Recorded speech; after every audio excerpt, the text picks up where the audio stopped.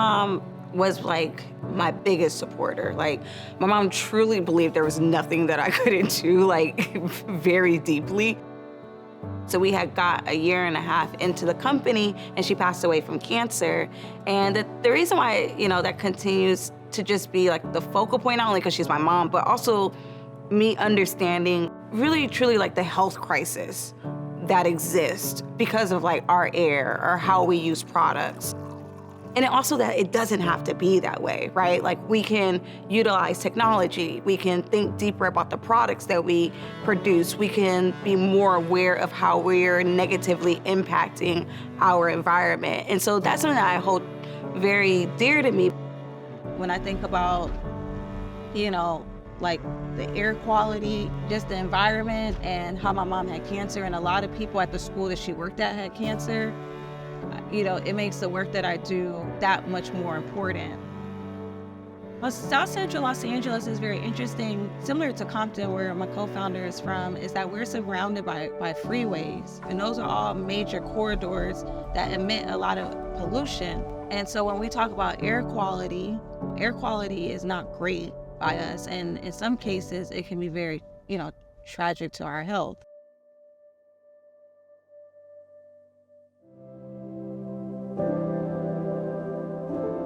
We're in Compton, California. This is my grandmother's house. This is where I was born and raised, and most of who I am was developed here in this city with my folks. I can remember growing up, it was just kids everywhere. My grandparents had 9 kids. Everybody would be here. It's cars in the driveway, it's cars in the front, music, barbecue smell. That's what I remember, sitting on the porch with my cousins. So growing up here in Compton's, we call it the hub city. It's surrounded by freeways. You have the 105, you have the 110, the 91, and the 710. So the city sits in the middle of it.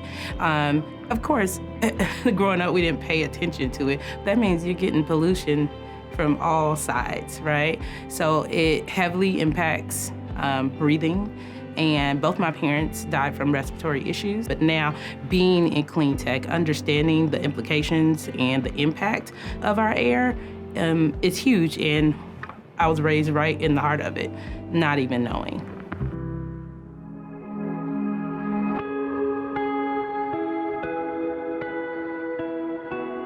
I know from listening to Kameale and Evette that each of their childhood stories growing up in South LA and Compton and suffering from that air pollution, being surrounded by freeways and being in communities that are disproportionately affected by air pollution, that I know shaped who they are today and the passion they have for ChargerHelp.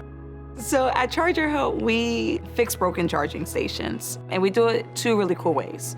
We do it through the development of people, and we also do it through technology. We fix broken EV charging stations because they break. That is what we do. Our technicians go out and fix them. We wanted to create this space and people to have opportunity and be a part of the green transition. This is creating that space. I would say that, when we decided to build this company, there's a fundamental thing that I believed was that, like, you can make a lot of money and it doesn't have to be at the cost of someone else. You don't have to cut costs from people in order to have good margins. There are actual people that work here hours and hours and hours, and my job is to ensure that they're safe, that they're happy, that they like where they work. This is the biggest transition in transportation since the horse and buggy to the car. Like, it's a big deal. It's gonna take time. But we can provide jobs, we can change lives in the meantime. It's an opportunity to do more than just that, which is ensuring that the infrastructure works. Good morning, everyone. I hope everyone had a safe and enjoyable weekend. And this is your Monday Charge. Let's get into it. When you're a startup founder, you not only need to know the problem you're tackling and why your solution is better than others, you need to be able to help communicate and inspire others to join you. And I think Evette and Kameale are not only 2 great founders, they're badasses. They're really, they inspire people. People have confidence in them. People trust them. And they are helping bring the solutions to the climate crisis to different audiences sometimes. I am chief people person and she is CEO. She's brilliant. She really is. Like, she's a rock star leader, and so she has great ideas and she has plans of attack to how to make things work. So yeah, I think that's her quality that I love most is brilliance. She is brilliant.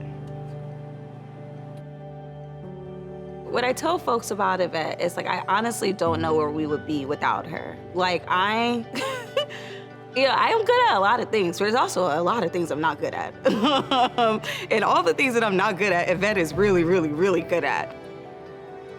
Growing up in South Central, how it's helped me understand a problem is a level of empathy. And I think in design and when you're building any type of solution, it's so important to have empathy, right? How do I take that and ensure that the next group of folks don't necessarily have to also experience this problem? That's why the solutions that Kameale and Evette are making sure get delivered, ensuring chargers are working, that electric vehicles can fuel without electricity, is critical to cleaning up our air and is an essential solution that they're offering to our communities. I think that's the thing that's brought me the greatest joy is like how cool it is to solve a problem that, you know, is helpful to folks and that like you're doing something that actually brings value to people. Like it makes me feel really good.